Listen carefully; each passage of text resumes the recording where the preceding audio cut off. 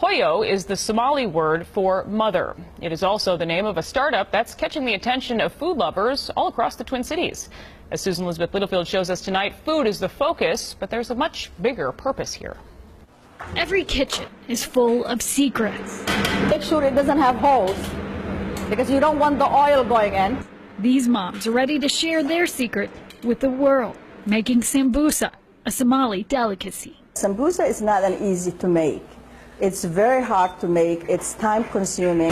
And they're taking the time to do it right, from scratch. They make a dough carefully, form it into the proper shape, and stuff it full of beef or lentils and garlic, cumin, and fresh onions. Sambusa is something every Somali woman knows how to make. Given that, we thought we should hire them for a job that they don't need to speak English, they don't need to learn, and they're having fun.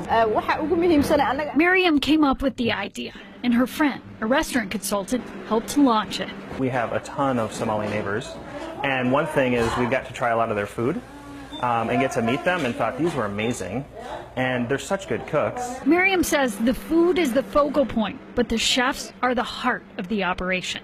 She says it can be hard for Somali women who don't speak English and wear hijabs to find work.